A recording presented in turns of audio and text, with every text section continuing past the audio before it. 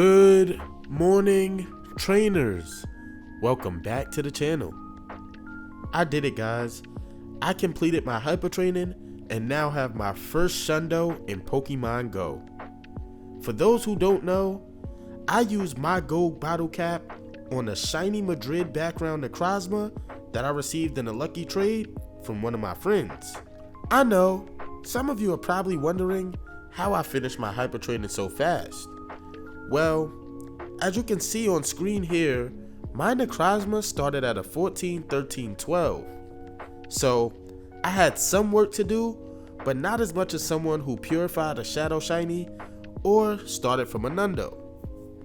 But before I answer the question and topic of today's video, which is, was the bottle cap worth it? I'm gonna give a review on the hyper training experience because let me tell you guys, playing this during GoFest weekend made it 10 times more fun, and here's how.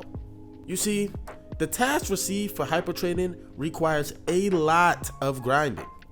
Some of these tasks require you to have the trainee Pokemon as your buddy or in a party while you raid.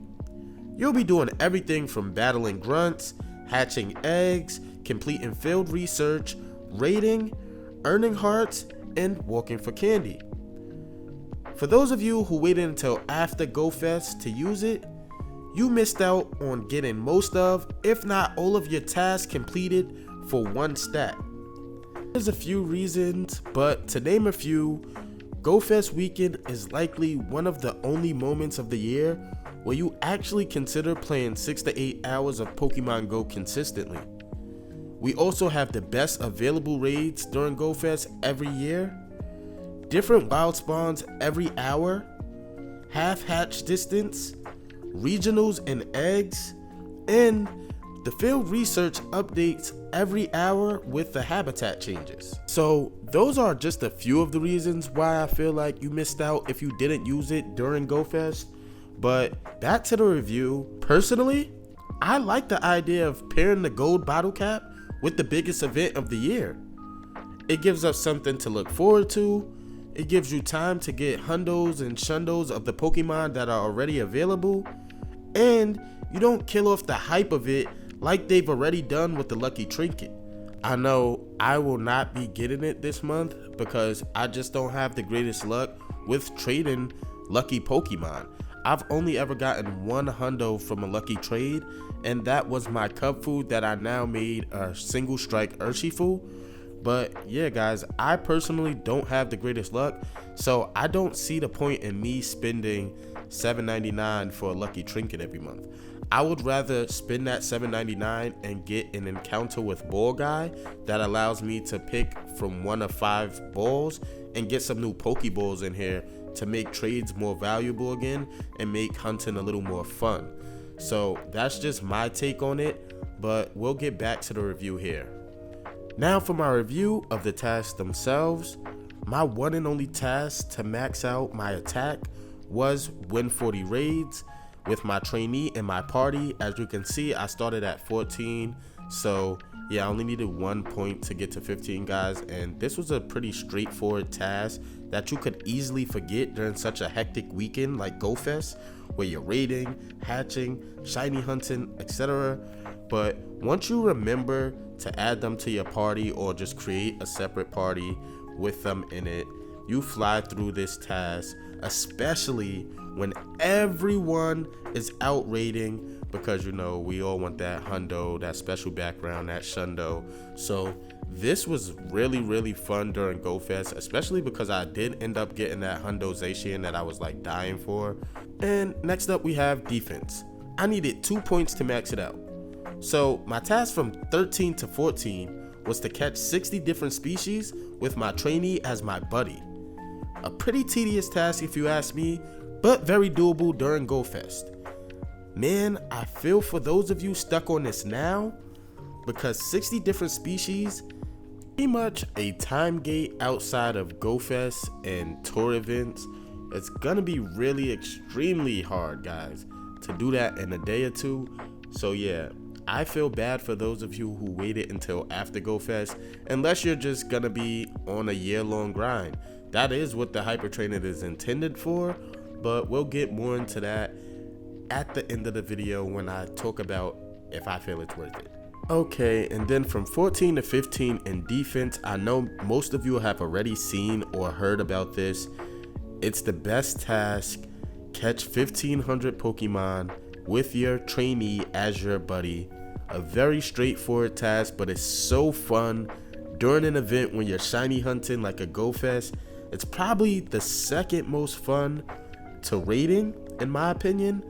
But guys, it was just a blast. As you guys can see on the screen, I got a bunch of shinies during the event. I was trying to catch everything because I needed 60 different species, and then I needed to catch 1500 Pokemon. It was just a really great experience, and I recommend that if we do get this again during a big event, I recommend trying to get this done during an event like this where you're shiny hunting and the spawns aren't just extremely dull and boring and just a bunch of stuff that you have thousands of candy for. That's my opinion, but we're gonna head into HP next. And to me, HP is the most annoying stat that you can hyper train in Pokemon Go, and here's why. So for HP, I needed 3 points to max out my stat. I was at a 12, and from 12 to 13, I had to complete 45 field research tasks with my trainee as my buddy. Very annoying, not very rewarding, so it was a bit of a challenge to get done, especially when you're trying to shiny hunt and do raids.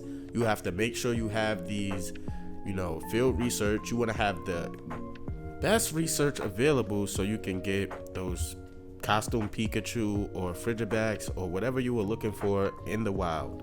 So from 13 to 14, I had to hatch 30 eggs with my trainee as my buddy. With half hatch distance and regionals and eggs, this wasn't a bad task at all, guys. Actually, it was probably a really fun task because everything was just hatching so quick. You don't even notice it. You literally just pop 9 eggs 4 times, and before you know it, you're done.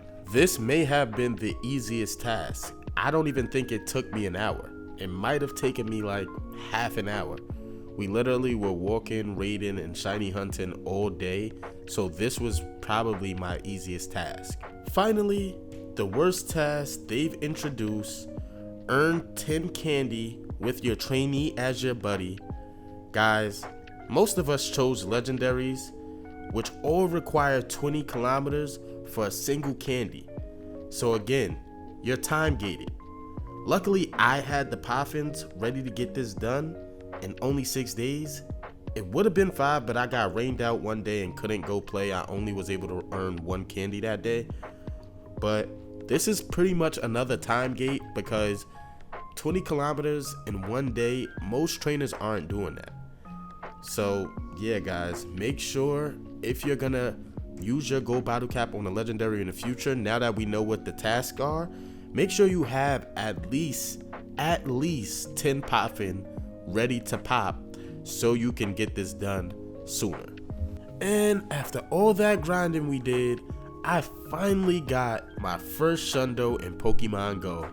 Guys, you don't understand how much of a weight has been lifted off of my shoulders and how satisfied I feel being able to finally say I have a shundo. To be honest, those dumbbells that show the Pokemon have been hyper trained, to me, they're really dope. Like, I don't feel like it cheapens hundos or whatever the theory was on the internet that it would lessen other people's hundos. That is not the case, guys.